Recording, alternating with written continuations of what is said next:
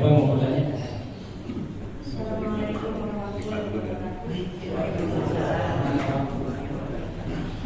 Saya mau nanya dengan keadaan sekarang ya.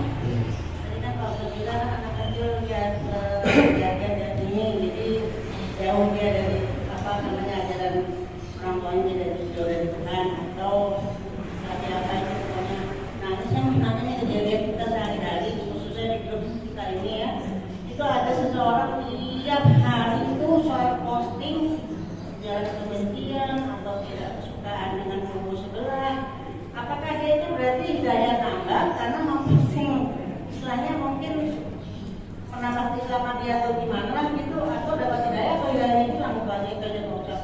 Kasih sebelumnya. Wassalamualaikum warahmatullahi wabarakatuh. Masalahnya soalnya kan kalau yang handphonenya remote itu kasihan gitu loh. Itu aja sih cuma kasih Ustaz.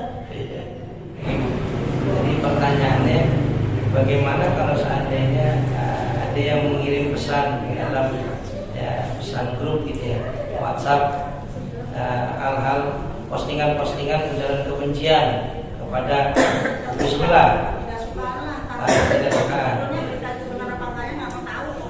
Gitu.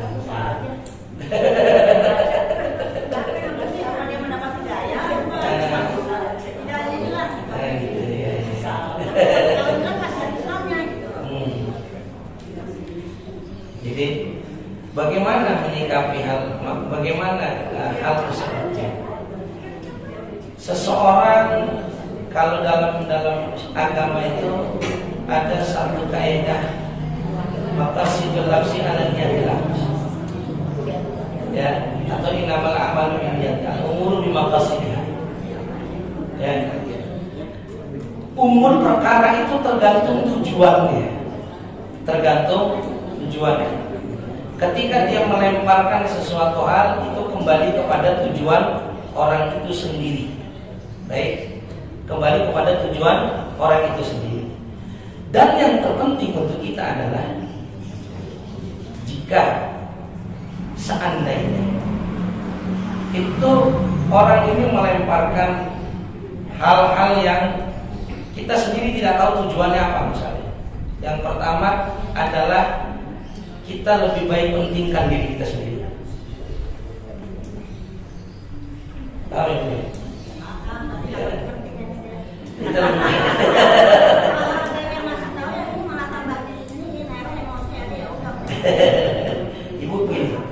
Ibu, kalau kita menghadapi sesuatu hal seperti itu, terkadang yang ditimpani dengan hal-hal yang emosi malah menambah.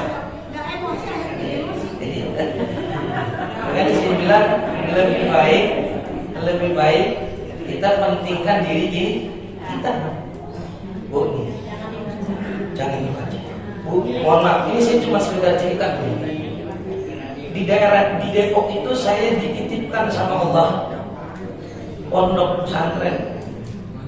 Ya,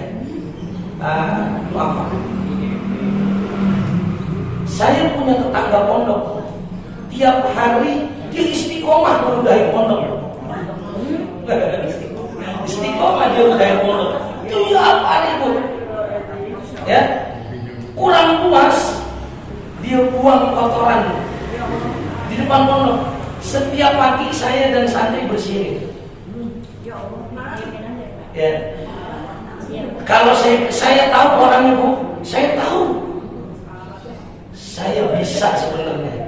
Kalau kita mau melakukan apapun, saya bisa. Ya, bahasa kasarnya mau jalur hukum juga bisa sebenarnya. Kan begitu. Mohon maaf Bu. Ini saya cuma berbagi pengalaman ya. Saya doakan. Ya, kenapa? Saya tahu tidak mungkin dia bertemu dengan saya bertemu dengan dia, kecuali Allah yang pertemukan kita. Saya berharap pertemuan saya dan dia itu menjadi pertemuan yang bermanfaat di sisi Allah. Ya, maka saya doakan sampai satu ketika saya heran, tiba-tiba beliau datang ikut di majelis pondok. Saya sempat terheran waktu saya masuk, kok ada beliau. Tapi saya tidak mau tanyakan beliau. Maksudnya saya tidak mau menyinggung perasaannya. Ya, saya diam. Terus sampai akhirnya dia datang sendiri bersilaturahim ke rumah saya menceritakan. Ya, rupanya dia dapatkan hidayah dan doa saya dikabul oleh Allah Subhanahu wa taala. Ya, ketika dia berangkat umroh, dia tersesat di sana. Dia tersesat, dia sampai jauh ke tengah padang pasir. Sampai dibilang, ya Allah, kalau saya punya salah, saya tobat ya Allah. Kembalikan saya pada jalanmu ya Allah. Ibu tahu yang dikirim sama Allah apa? Suara saya. Ya, jadi dia dengar suara saya. Padahal saya ini di Depok. Dia bisa dengar suara saya. Akhirnya dia ikutin suara saya. Diikutin suara saya sampai dia kembali ke rombongan. Jadi ada hal yang terpenting. Kalau kita mau benahi orang lain, ayo kita benahi. Ya, baik. Ya, seluruh dulu berarti ya Pak Ustaz.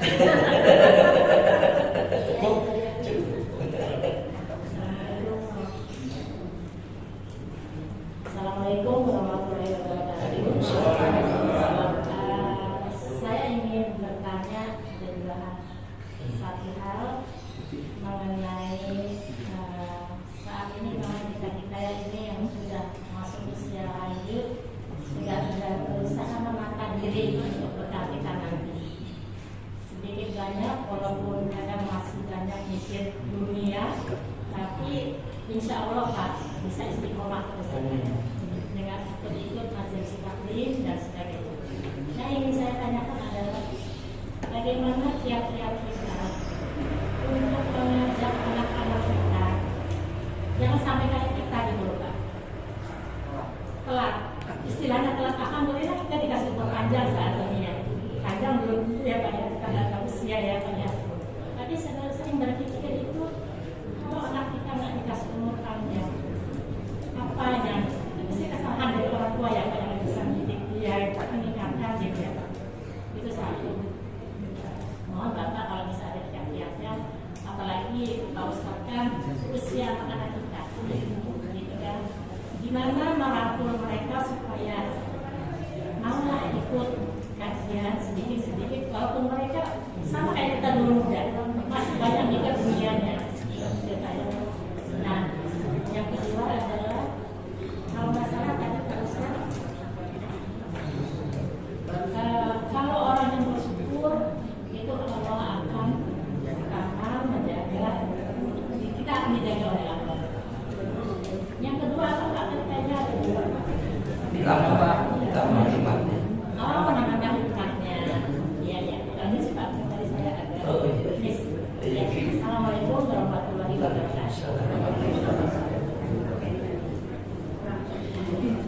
Bagaimana kiat-kiat untuk mengajak anak kita untuk bisa mendekatkan diri pada Allah Subhanahu wa taala?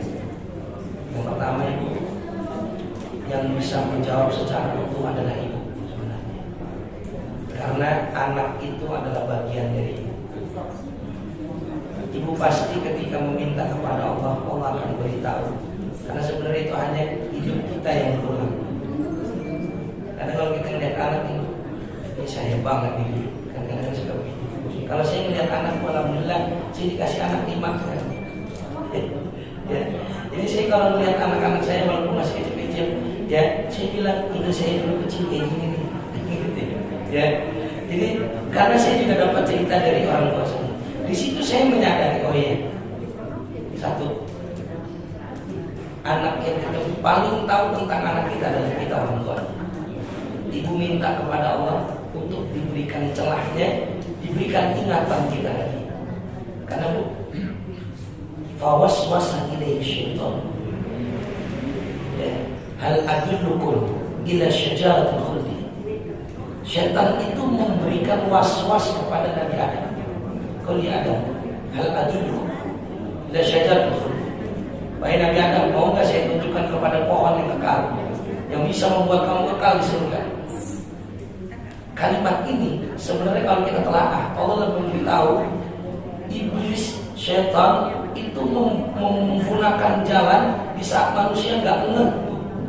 Coba kalau kita ngeh, kalau seandainya iblis tahu cara kekal di surga, kenapa nggak dia yang makan? Betul. Kenapa harus dinunjukin Nabi Adam? Bener gak? Kalau kita ngeh, bener gak? Itu cara setan. Setan itu mengganggu kita dengan sesuatu yang kita nggak ngeh. Nah, maka kita minta sama Allah. Sebenarnya ketika kita menghadapi anak kita, pasti ada yang celah yang dapat kita ambil untuk menarik dia. Tapi setan menutupi celah itu supaya kita nggak ngeh. Jelas? Satu. Kiat-kiatnya gimana? Yang pasti mendoakan. Dan kitanya harus benar. Ya, mencontohkan. Yang ketiga, kalau mau insya Allah berjalan, ya pasti insya Allah ya, khatamkan ke Quran untuk anak. Tapi ibu yang baca sendiri, jangan bantuan orang lain. Khatamkan Quran dari awal sampai akhir, hadiahkan untuk anak ibu. Gak ada batas. Saya bisa bicara begini Bu, karena kembali lagi saya berbagi pengalaman. Saya dulu adalah anak paling bandel dari orang tua saya. Dan saya susah dibilangin sama orang tua saya. Saya bahkan orang yang dulu sering bolos kuliah. Saya susah dicari sama orang tua saya. Tapi orang tua saya membacakan Al-Quran itu dari awal sampai akhir. Tiba-tiba dengan ikhlasnya orang tua beliau khatamkan dalam keadaan berdiri. Jadi bapak saya itu sholat dalam keadaan sholat menghatamkan Al-Quran dan dihadiahkan kepada saya. Tiba-tiba pagi-paginya Allah berikan hidayah kepada saya. Saya tiba-tiba nggak jelas langsung nangis, nggak jelas saya langsung ingat, saya minta maaf, balik lagi saya lurus. Gitu. Mungkin itu kiat-kiat. Baik, saya di dua poin, syukur dan sabar. Pada saat kita sabar, artinya sabar itu pada saat kita mendapatkan musibah atau ujian atau cobaan. Saya ingat doa yang dari saya, Allahumma ajirni di musibah wa'udni minha. Jadi artinya kalau kita dapat musibah itu harus bersyukur. Kalau kita dapat Musibah, dengan kita bersyukur, nah barulah kita bersabar. Nah, sampai sekarang ini saya masih belum paham kenapa kita harus bersyukur. Seperti kita, nah ibu saya bilang itu contohnya istri Nabi yang suaminya meninggal, kemudian karena dia berdoa itu, akhirnya dapat calon penggantinya Rasulullah sendiri. Mungkin Ustaz lebih paham dari saya. Bagaimana kita mensikapi dalam sahabat pun ada kewajiban bersyukur juga. Kira-kira itu aja Ustaz. Terima kasih. Jadi dalam agama itu kita kalau belajar ada tahap. Itu ada tahap. Syukur itu temannya nikmat. Syukur temannya nikmat. Berarti kalau dapat nikmat kita wajib syukur. Sabar temannya musibah. Kalau kita dapat musibah, maka yang keluar adalah sabar. Jelas. Jadi kalau datang nikmat, syukur yang kita pakai. Kalau dapat musibah, sabar yang kita pakai. Tapi tadi saya bilang, pada tingkatan tertentu itu menjadi terbalik. Ketika dapat musibah bersyukur. Nah ini tingkatan yang sudah di atas daripada yang dasar. Jadi saya rasa lebih baik asalnya adalah kita menggunakan ilmu yang dasar. syukur temannya nikmat, sabar temannya musibah. Begitu. Assalamualaikum warahmatullahi wabarakatuh. Jadi mana? Kenapa kita harus bersyukur? Karena semuanya kan Allah. Lain tidak.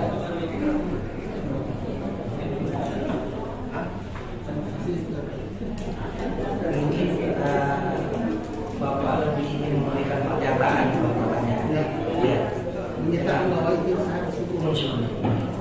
Mudah-mudahan Allah ikat kita dalam kenikmatan. Dan kita Allah tetapkan kita dalam kenikmatannya. Dan mudah-mudahan Allah tambahkan pula nikmatnya kepada kita. Saya mau nanya, ini di luar tema ya Pak. Apa bedanya almarhum atau almarhumah dengan rahimahumullah? Apakah kita boleh menyebutkan orang yang sudah meninggal itu kita bilang almarhum atau almarhumah? Nah, bagaimana dengan yang non-muslim? Dia disebut apa? Pak Ustaz, jenazah apa? Gimana tuh Pak Ustaz coba? Mendiang atau mendiang. Jadi almarhum yarhamukumullah, yarhamuhullah, rahimahullah itu sebenarnya dari akar kata yang sama. Jadi nggak jadi masalah. Jadi rahimahullah, mudah-mudahan Allah menyayangi dia. Rahimakumullah itu untuk yang hidup. Ya, mudah-mudahan Allah menyayangi kamu. Ya, karena kalau orang sudah meninggal sudah nggak bisa kita bicara kamu, kan udah meninggal. Ya, karena kamu itu untuk lawan bicara, sedangkan yang sudah meninggal tidak bisa menjadi lawan bicara. Benar kan gitu ya? Baik, sudah paham? Ya. Kecuali, nah, nanti pembahasan itu kecuali pada kedudukan tertentu, begitu ya? Gitu Ustaz. Baik. Jadi yang saya dengar tadi, kira-kira pertanyaan ini dari beliau, saya yang non-muslim sebutannya seperti apa? Kalau almarhum, kalau almarhumah, kalau non-muslim sebutannya gimana? Itu pertanyaannya dia. Kalau sebutan pada almarhum, almarhumah itu kan muslim. Kalau muslim, dia tanya-tanya yang non-muslim ya. Tanya itu ya, ucapan kita. Siap. Jadi, tapi tadi yang rahimahullah, rahimakumullah, paham ya? Baik. Nah, almarhum, almarhumah itu memang untuk orang muslim. Nah, yang non muslim yang mungkin dengan bahasa yang lain, mendiamkah tadi seperti itu, ya, atau apa? Ya, karena almarhum, almarhumah hanya diperuntukkan untuk umat Islam. Baik. Ya.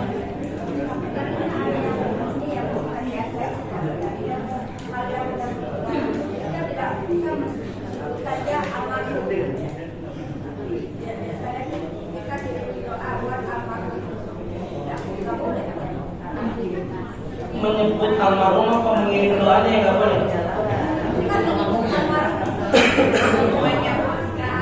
Nggak apa-apa, nggak apa-apa. Jadi yang mengatakan mohon maaf, yang mengatakan tidak boleh, tidak ada dasar.